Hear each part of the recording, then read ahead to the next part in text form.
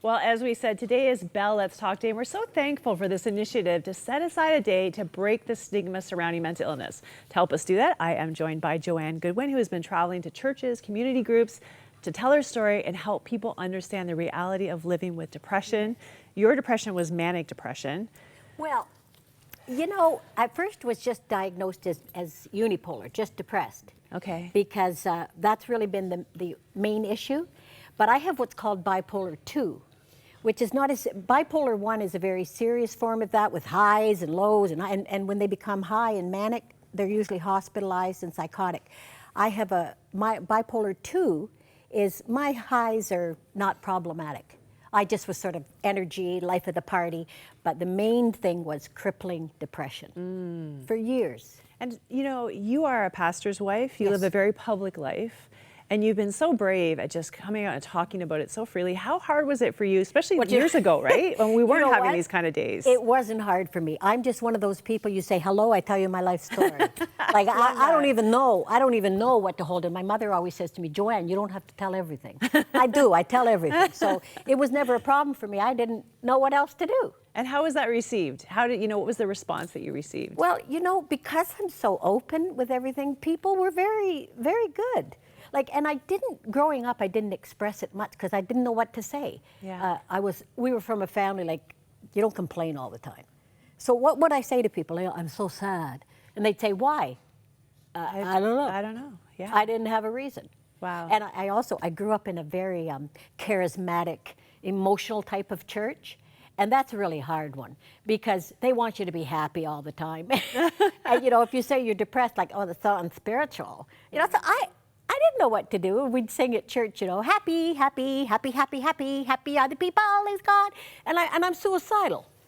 So I didn't know what to do with it all. Yeah. And you actually paid a lot of price, for that, for living with that for many years undiagnosed and unmanaged. What was the turning point for you finally? Well, I went with it. I didn't get diagnosed till I was 40. Wow. Which is, 24 years ago. So I had become a pastor's wife. I had 3 little kids.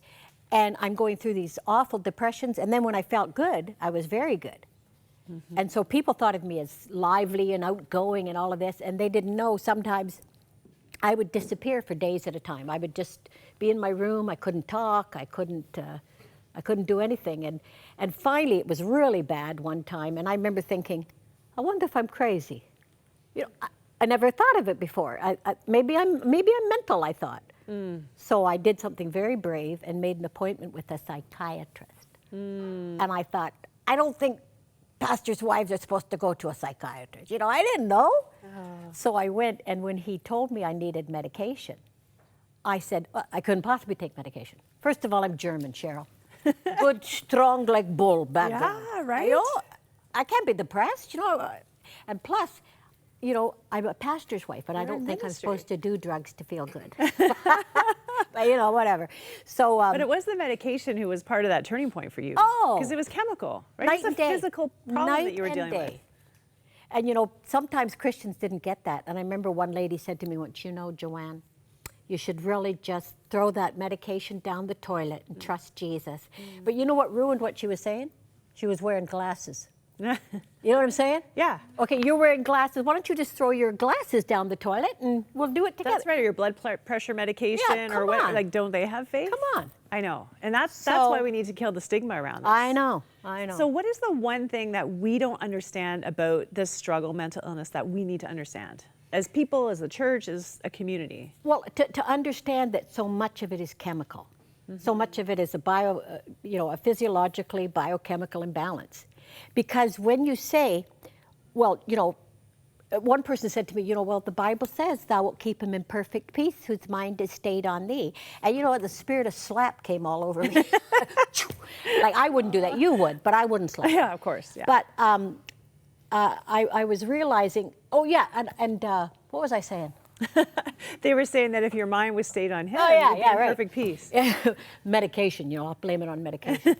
And that's excellent advice for anybody who can control their thinking. Mm-hmm.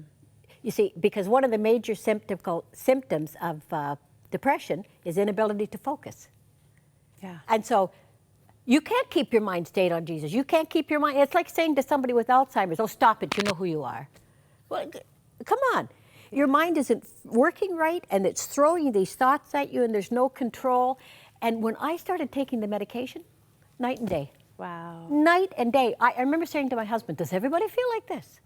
Is this what normal feels Why like? am I talking like this? I'm not even Italian. But, you know, It must have been like a miracle for it you. was. And I think about this, so you're going through that, but at the same time, so you're dealing with your own mental health issue and you don't even know it. Yeah. And at the same time, all these other things are happening in your life. So your daughter becomes a drug addict for a lot of years. I got on medication, thank God, for about 6 or 8 months when the depression started to hit my daughter.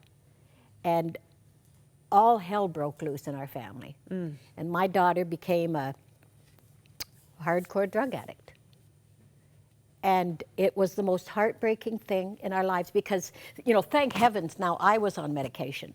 But having to deal with all of this and not knowing how to handle it. I mean, we've been to hell and back with all of this. 15 years. Oh, 20. Wow. And your daughter's doing okay now. Yes. And I just My daughter has graduated from nursing and is doing well, and she's hearing from God, and she's loving Jesus. And there's so much about your story I want to unpack, but I do think about, like, as a parent, you're praying to the God who you have so much faith in to save your daughter. Yeah. And for 20 years you don't see Yeah. that exact answer. So how are you clinging on to God, you know, when he's not giving us what we want? I'll tell you something. I have learned more through the tragedies in my life than I've ever learned from any sermons or even from reading scripture. When you walk through and you suffer, and then you watch your child suffer, you depend on the grace of God so much that, like, I watched the grace of God come into my daughter's life time and time again when she was in terrifying circumstances. And when a guy who was nuts, out of his mind, violent, tried to kill her sometimes and beat her up, and the things that went on were horrendous. And I learned to trust God when I didn't have a clue what was going on. Okay, you say, God, change this, and it doesn't happen. You think, what's happening? And you learn, do you trust him or do you not? Yeah. And I do. You really do, because 6 months ago you were diagnosed with cancer. Yeah, now I got cancer. And it's how serious is your cancer? Well, if it you was don't stage mind? 3, stage 3 rectal cancer. Isn't that precious? And so I've had surgery and everything, and I start my chemo tomorrow. Wow. But you know what's interesting? Because of what I have seen, sure, I suffered with depression badly for years, and then I suffered with watching my daughter go through all of this horror. In comparison, this is a piece of cake. This is just my body. You know what I mean? I'm not anguishing over someone's soul. I'm not going through this mental thing. And you know what? You want to know the honest truth? I can't wait to minister to people in the cancer center, because there are all kinds of people in there who have no hope, and they're scared, and they're wondering what's going to happen. And I'm taking Jesus into the cancer center. I'm actually excited, and I think that's probably sick. I don't even know what to say to you. But you are such an inspiration. And I know, like, some people who are going through are like, I'm just not like Joanne. You know, like, I But can't that's part of my illness. I'm bipolar. Talk to me when I'm down, you'll get a different side. But it's true. All of life prepares us to get closer to Jesus. And you know what I've learned through all this depression and all this stuff? If it were not for the grace of God, Cheryl, I would be dead. I believe that. I believe I would have committed suicide. But the grace of God has been so big in my life that it overrides all the pain, and it's grace. You are an incredible inspiration. Hey, if you're watching this, I know so many of you out there, and we hear from you, are going through some hard stuff. You probably don't have Joanne's perspective. One thing I've learned is that perspective changes everything. Yeah. If we can help you get a different perspective on what you're going through, and if we can help be a bridge to help you talk to God or even just get a little bit of hope, there is a number on the bottom of your screen, 1-866-273-4444. We would love to do whatever we could to just lift you up today, encourage you, destigmatize whatever you've done or you're going through or you're facing. Whatever we can do to help, give us a call.